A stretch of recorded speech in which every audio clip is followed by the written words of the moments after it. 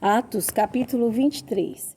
E pondo Paulo os olhos no conselho, disse: Varões e irmãos, até o dia de hoje tenho andado diante de Deus com toda boa consciência.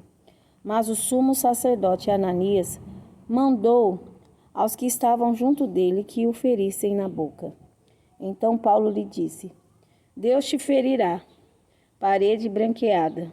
Tu estás aqui assentado para julgar-me conforme a lei, e contra a lei me mandas ferir?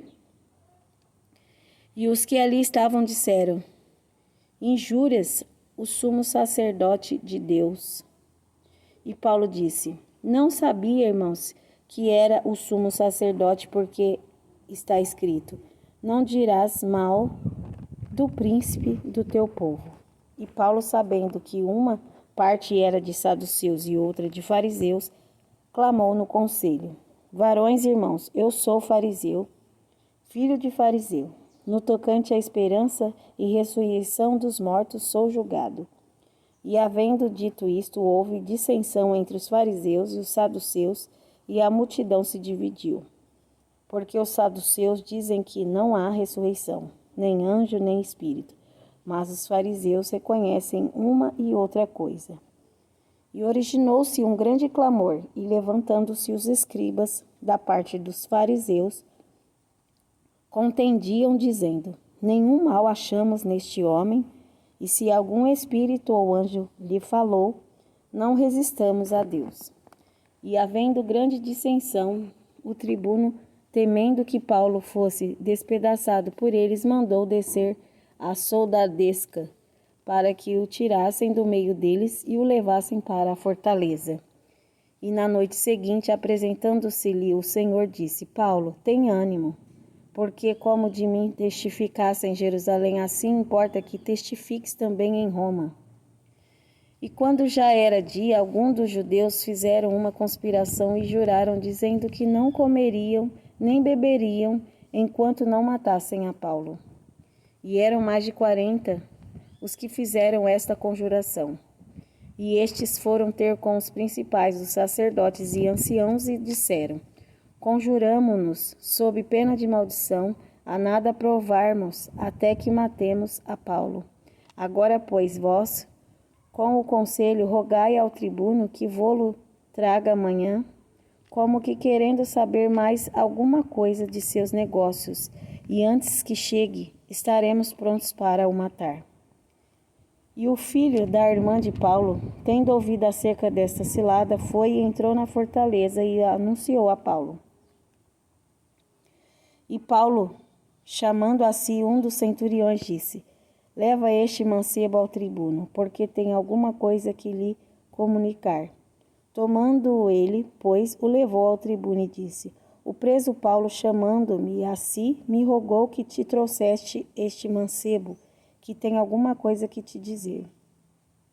E o tribuno, tomando pela mão e pondo-se à parte, perguntou-lhe em particular: Que tens que me contar? E disse ele: Os judeus se concertaram rogar-te que amanhã leves Paulo ao conselho, como que tendo de inquirir dele mais alguma coisa ao certo. Mas tu não os creias, mas tu não os creias, porque mais de 40 homens dentre eles lhe andam armando ciladas, os quais se abrigaram sob pena de maldição a não comerem nem beberem até que o tenham morto, e já estão apercebidos, esperando de ti promessa. Então o tribuno despediu o mancebo, mandando-lhe que a ninguém dissesse que lhe havia contado aquilo. E chamando 2 centuriões, lhe disse: Aprontai para às 3 horas da noite 200 soldados e 70 de cavalo e 200 archeiros para irem a Cesareia. E aparelhai cavalgaduras para que, pondo nelas a Paulo, o levem salvo ao presidente Félix. E escreveu uma carta que continha isto: Cláudio Lísias, a Félix, potentíssimo presidente, saúde.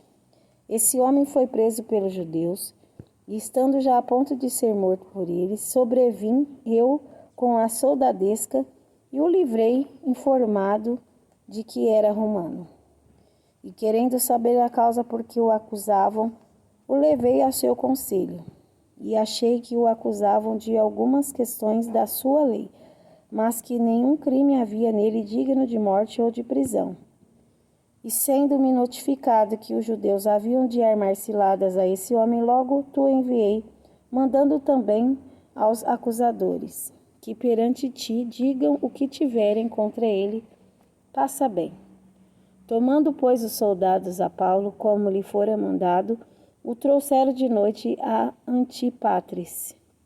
E no dia seguinte, deixando aos de cavalo irem com ele, tornaram à fortaleza, os quais logo que chegaram a Cesareia e entregaram a carta ao presidente, lhe apresentaram Paulo.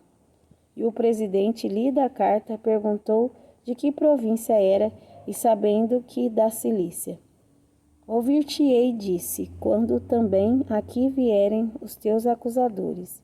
E mandou que o guardassem no pretório de Herodes.